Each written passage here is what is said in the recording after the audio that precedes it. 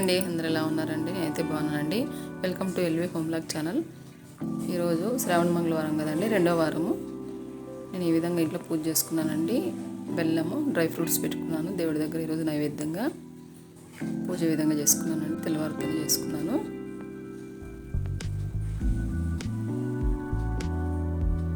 తర్వాత ఇది వరకు పొడవత్తులు చూపించాను కదండి, ఎట్లా చేసుకోవాలి ఏంటి అనేది.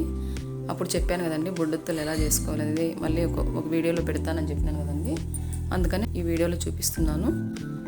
ఒత్తి ఈ విధంగా దూదంతా నీట్గా అట్లా చేసుకునేసి ఈ విధంగా గుండ్రంగా చిన్న చిన్న వంటలు చేసుకోవాలండి. దూది వంటల్లాగా చేసుకోవాలి. అంటే మన చేతితో చేసుకొని దేవుడికి వెలిగిస్తే ఎంతో తృప్తి ఉంటుంది కదండి. అందువల్ల నేను ఈ విధంగా తయారు చేసుకుంటాను ఇంట్లోనే.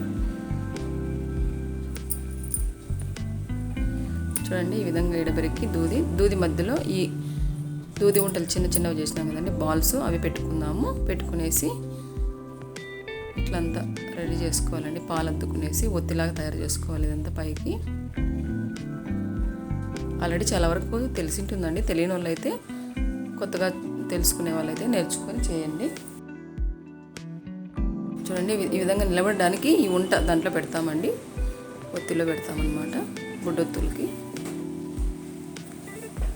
చూడండి, మళ్ళీ ఇంకోటి కూడా అట్లే తయారు చేసి చూపిస్తున్నాను.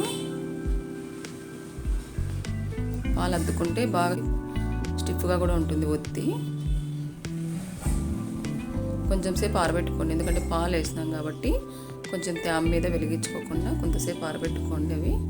చూడండి, ఒకవేళ పైన ఒత్తి కొంచెం తక్కువ వచ్చిందంటే మళ్ళీ కొంచెం దూది తీసుకొని యాడ్ చేసుకోండి.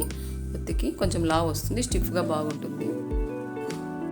చూడండి, అట్లా కింద దెబ్బలాగా వస్తుంది, బాగా వెలుగుతుంది అన్నమాట ఒత్తి కూడా చాలాసేపు. ఇదే ప్రాసెస్లోనే మనము పసుపు ఒత్తి కూడా తయారు చేసుకోవచ్చు. ఈ విధంగా పాలు అద్దుకునేసి కొంచెము మళ్ళీ పసుపు కొంచెం పాలు అద్దుకోవాలండి. పసుపుకి అద్దుకొని ఈ విధంగా తిప్పుకుంటే పసుపు ఒత్తి అవుతుందండి ఇది.